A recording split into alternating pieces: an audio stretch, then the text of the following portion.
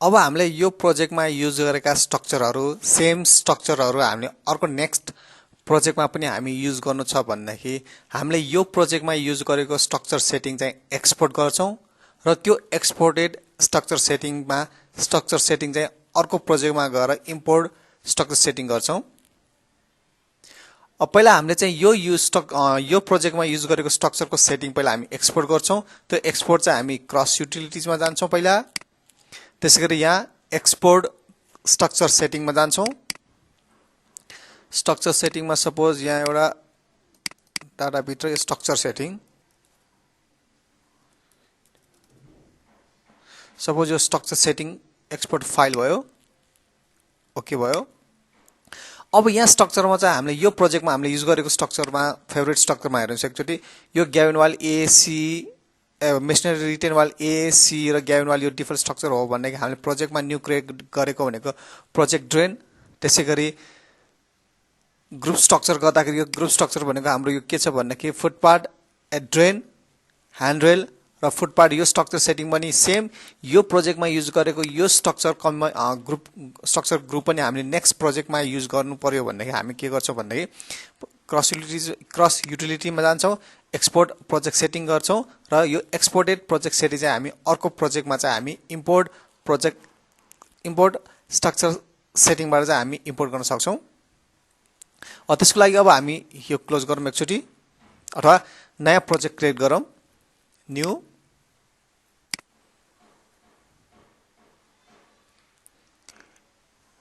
न्यूबाट suppose यो data 1 2 भयो suppose.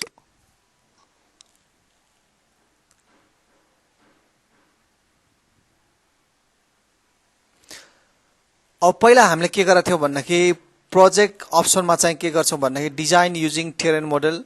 अब टेरेन मोडल भनेको यदि हामीसँग एक्स वाइ जेड डाटाहरू छ राम्रोसँग कन्टुर जेनेरेट गर्न सक्छौं, त्यसैगरी टोपो म्याप कन्टुर म्याप सबै छ भन्दाखेरि हामी डिजाइन युजिङ टेरेन मोडल गर्छौं भन्दाखेरि अब डिजाइन युजिङ एक्जिस्टिङ डाटा कुन बेला गर्छौं भन्दाखेरि यदि हामीसँग डाटा डिजाइन अन फिल्ड जस्तै यो हाम्रो क्रस सेक्सनको डाटा के छ भन्दाखेरि हाम्रो पार्शियल डिस्टेन्स लेफ्टमा आरएल यति, राइटमा लेफ्टमा यति, पार्शियल डिस्टेन्समा आरएल यति, यसरी हामीसँग के छ क्रस सेक्सनको पार्शियल डिस्टेन्स र इलिभेसन भएको क्रस सेक्सन डाटा।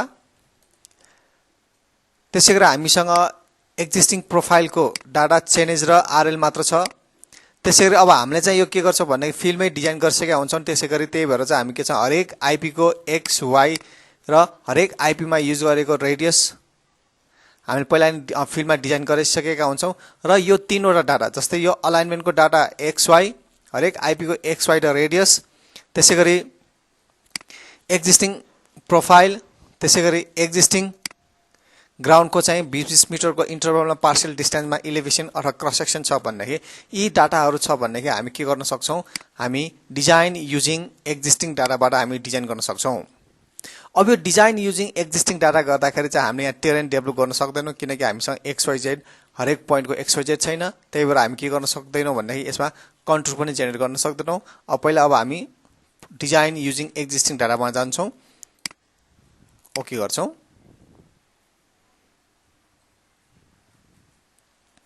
अब ओके गरिसके फर्स्टमा हामी के गर्छौं भन्दाखेरि यहाँ अलाइनमेन्ट हामीसँग यो अलाइनमेन्ट डाटा छ, यो अलाइनमेन्ट डाटा चाहिँ यसमा एक्सपोर्ट गर्नुपर्ने हुन्छ। त्यसको लागि हामी के गर्छौं भन्दाखेरि डाटामा जान्छौं, डाटामा गइसकेपछि अलाइनमेन्टमा गएर अलाइनमेन्ट एडिटरमा जान्छौं।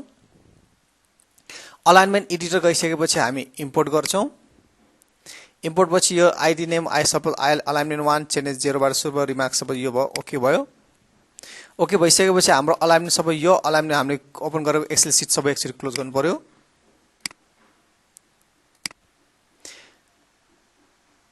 यसरी भइसकेपछि अब हामीले चाहिँ अलाइनमेन्ट यो इम्पोर्ट गर्छौं। अलाइनमेन्ट हाम्रो अलाइनमेन्टमा हेडर पनि छ, त्यही भएर हेडर इन्क्लुडेड हेडर भयो, प्रोसिड। यसरी हाम्रो अलाइनमेन्टको डाटा चाहिँ इम्पोर्ट भयो। इम्पोर्ट भइसकेपछि हामी सेभ गर्छौं। यसरी सेभ गरिसकेपछि हाम्रो प्लानमा चाहिँ हाम्रो के छ अलाइनमेन्टको डाटा आइसकेको छ जुन चाहिँ हामीले फिल्डमै डिजाइन गरेको अलाइनमेन्ट हो। त्यसको मिनिङ के छ भन्ने हरेक आईपी मा हामीले रेडियसहरु इम्पोर्ट गरिसकेका हुन्थ्यौ।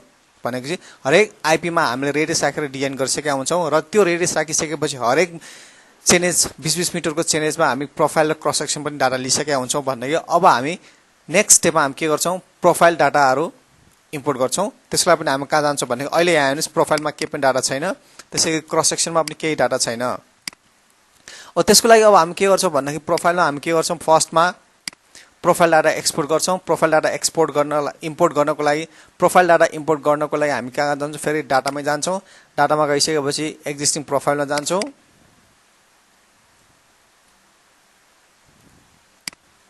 एक्जिस्टिङ प्रोफाइलमा गइसके फेरि यसमा इम्पोर्ट गर्छौं र इम्पोर्ट गरिसकेपछि हामीसँग एक्जिस्टिङ प्रोफाइल भनेको यो हाम्रो एक्जिस्टिङ प्रोफाइल 20 मिटरको इन्टरभलमा एक्जिस्टिङ प्रोफाइल छ भने त्यो हामी डबल क्लिक गर्छौं र यहाँ फेरि प्रोसिड गर्छौं। यो भनेको हाम्रो 20-20 मिटरको इन्टरभलमा प्रोफाइलको डाटा भयो। हामीलाई सेभ गर्छौं र सेभ गरिसकेपछि हामीसँग के छ यो प्रोफाइलको डाटा पनि यहाँ आइसकेको छ। त्यसैगरी अब हामीसँग क्रस सेक्सनको डाटा पनि इम्पोर्ट गर्नको लागि हामी कहाँ जान्छौं भन्दाखेरि यो क्रस सेक्सनको डाटा हामीसँग छैन, त्यही भएर अब फेरि क्रस सेक्सनको डाटा इम्पोर्ट गर्नको लागि हामी कहाँ जान्छौं भन्दाखेरि डाटामा जान्छौं। डाटामा गइसकेपछि क्रस सेक्सनमा गइसकेपछि हामी इम्पोर्ट गरिसकेपछि हामीसँग क्रस सेक्सनको डाटा यहाँ हाम्रो क्रस सेक्सनको डाटा छ भन्दाखेरि सेभ गरौँ। ओके भयो।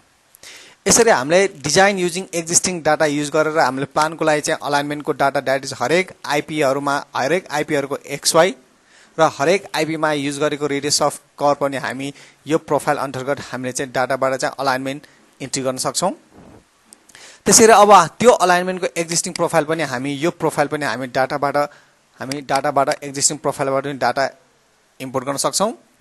त्यसैगरी सिमिलरली यो क्रस सेक्सनबाट एक्जिस्टिङ हाम्रो एक्जिस्टिङ अलाइनमेन्टको पनि हामी एक्जिस्टिङ ग्राउन्डको क्रस सेक्सन पनि निकाल्न सक्छौं। यसरी डाटामा गएर क्रस सेक्सनबाट चाहिँ इम्पोर्ट गर्न सक्छौं।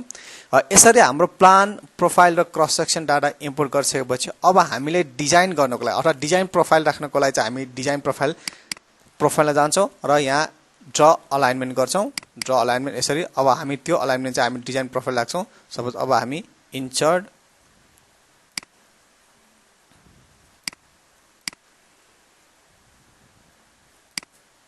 move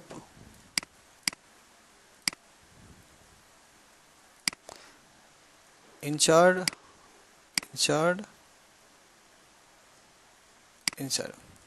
यसरी चाहिँ अब हामीले के गर्न सक्छौं भन्दाखेरि डिजाइन युजिङ एक्जिस्टिङ डाटाबाट चाहिँ प्लान प्रोफाइल र क्रस सेक्सन हामीले इम्पोर्ट गरिसकेपछि हामी डिजाइन प्रोफाइल पनि हामी यसरी राख्न सक्छौं र डिजाइन प्रोफाइल राखिसकेपछि अब हामी क्रस सेक्सन अब यो क्रस सेक्सनमा पनि सपोज यो प्रोफाइल राखेपछि अपडेट एकचोटी अपडेट भइसक्यो, अपडेट भएको छैन, अपडेट गर्नुपर्ने थियो। इन्सर्ट आई मुभ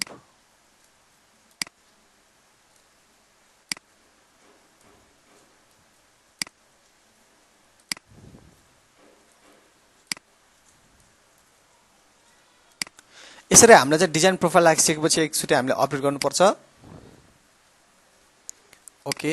अब हामीले डिजाइन प्रोफाइल राखिसकेपछि अब हामीले चाहिँ क्रस सेक्सनमा के छ भन्दाखेरि यो हामीले यो क्रस सेक्सनमा जुन अघिल्लो प्रोजेक्टमा जुन जे स्ट्रक्चरहरु राखेको छ त्यो स्ट्रक्चरको सेटिङहरु यसैमा युज गर्नु पर्यो भन्नेकी हामी के गर्न सक्छौं भन्नेकी जुन अघिको प्रोजेक्टबाट स्ट्रक्चर सेटिङ एक्सपोर्ट गरेका थियौं त्यो प्रोजेक्ट सेटिङ चाहिँ अब हामी यहाँबाट इम्पोर्ट गर्न सक्छौं। यहाँ इम्पोर्ट प्रोजेक्ट सेटिङ फ्रम डेटाबाट गर्न सक्छौं, हामी प्रोजेक्ट फाइलबाट पनि गर्न सक्छौं, त्यसैगरी फ्रम प्रोजेक्टबाट पनि गर्न सक्छौं। सपोज अहिले हामी प्रोजेक्ट फाइलबाट गर्छौं जुन अघि हामीले प्रोजेक्टबाट एक्सट्र्याक्ट गरिसकेका छौं त अब यो प्रोजेक्ट फाइलबाट गर्छौं, सरी त्यो एक्सट्र्याक्टेड फाइलबाट गर्छौं। सपोज फ्रम फाइल गरौँ पहिला त्यो भन्दा नि पहिला अब यहाँ हेर्न सक्छौं डिफल्ट स्ट्रक्चरमा हेर्नुस्, डिफल्ट स्ट्रक्चरमा अब हामीले युज गरेको हाम्रो प्रोजेक्ट ड्रेनहरु केही छैन। त्यसैगरी हामीले ग्रुप स्ट्रक्चर गरेको हामी ड्रेन ह्यान्डरेल र कट फिल लाइन पनि फुटपाथ पनि केही यहाँ केही छैन भनेपछि जुन अघि हामीले युज गरेको स्ट्रक्चर सेटिङहरु छ यो त्यो स्ट्रक्चर सेटिङ पनि यो प्रोजेक्टमा त्यही स्ट्रक्चर सेटिङ युज गर्नु पर्यो भनेको अब हामी के गर्छौं भन्नेकी क्रस युटिलिटिजमा जान्छौं, यहाँ इम्पोर्ट स्ट्रक्चर सेटिङबाट फ्रम फाइल गर्छौं।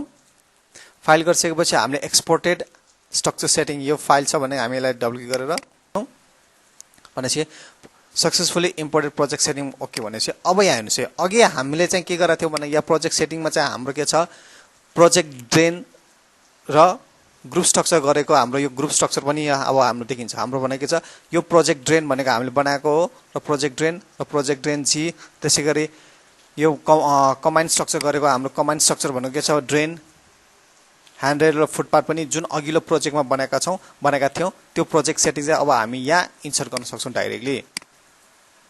यसरी चाहिँ हामीले कुनै एउटा प्रोजेक्टमा युज गरेका स्ट्रक्चरको सेटिङहरू एक्सपोर्ट गरेर त्यही स्ट्रक्चरको सेटिङ चाहिँ हामी सेम स्ट्रक्चर सेटिङ चाहिँ अर्को प्रोजेक्टमा पनि डाइरेक्टली हामी यसरी युज गर्न सक्छौँ। त्यसैगरी हामीले अघिल्लो प्रोजेक्टमा हरेक क्रस सेक्सनमा जुन स्ट्रक्चरहरू युज गरेको छ त्यही चेनेजमा युज गरेका स्ट्रक्चरहरू अब हामीले यो नयाँ प्रोजेक्टमा पनि त्यही चेनेजमा त्यही स्ट्रक्चरहरू डाइरेक्टली कपी पनि गर्न सक्छौँ अथवा डिजाइन पनि गर्न सक्छौँ। त्यसको लागि हामी कहाँ जान्छौँ भन्दाखेरि क्रस युटिलिटीमा जान्छौँ। क्रस युटिलिटीमा गइसकेपछि कपी डिजाइन चेनेज वाइज भनेको के छ भन्दाखेरि जुन अघिल्लो प्रोजेक्टमा हरेक चेनेजमा युज गरेको स्ट्रक्चरहरू त्यही चेनेजमा त्यही स्ट्रक्चर हामीले यो प्रोजेक्टमा युज गर्नु पर्यो भनेदेखि हामी क्रस युटिलिटीमा गएर कपी डिजाइन चेनेज वाइज गर्छौँ। यहाँ क्लिक गर्छौँ। क्लिक गरिसकेपछि अघिल्लो हाम्रो प्रोजेक्ट कहाँ छ त्यो प्रोजेक्ट हामी प्रोजेक्ट 1 मा थियो भन्दाखेरि यो प्रोजेक्ट 1 को हाम्रो यो फाइल चाहिँ लोकेट गरिदिउँ। ओके यसरी गरिसकेपछि हामीले अघिल्लो प्रोजेक्टमा चाहिँ हामीले हरेक 20-20 मिटरको इन्टरभलमा जुन क्रस स्ट्रक्चर राखेका थियौँ त्यो स्ट्रक्चर चाहिँ हामीले अब यो प्रोजेक्टमा कपी भएर आएको हुन्छ। जस्तै अब यो फर्स्ट चेनेजमा चाहिँ हामी यो स्ट्रक्चरहरू छ, नेक्स्ट गर्दै जाऊँ। यसरी यो स्ट्रक्चरहरू अघिल्लो प्रोजेक्टमा जुन स्ट्रक्चरहरू हरेक चेनेजमा युज गरेका थियौँ त्यही चेनेजमा त्यही स्ट्रक्चरहरू यहाँ कपी भएर आउने भयो। यसरी चाहिँ हामीले यो क्रस युटिलिटीमा भएको इम्पोर्ट स्ट्रक्चर सेटिङ त्यसैगरी कपी डिजाइन चेनेज वाइज गरेर पनि हामीले चाहिँ के गर्न सक्छौँ भन्दाखेरि इजिली हामीले यदि कुनै एउटा प्रोजेक्टमा चाहिँ सेम स्ट्रक्चरहरू अघिल्लो प्रोजेक्टमा जे युज गरेका छौँ त्यही प्रोजेक्ट सेटिङहरू र त्यही स्ट्रक्चरहरू हरेक क्रस सेक्सनमा हरेक चेनेज इन्टरमा त्यही स्ट्रक्चरहरू युज गर्नु पर्यो भनेदेखि हामी डाइरेक्टली यसरी पनि हामी copy structure copy design chainage wise पनि गर्न सक्छौँ र इम्पोर्ट एक्सपोर्ट स्ट्रक्चर सेटिङबाट पनि हामी इजिली हामी डिजाइन गर्न सक्छौँ।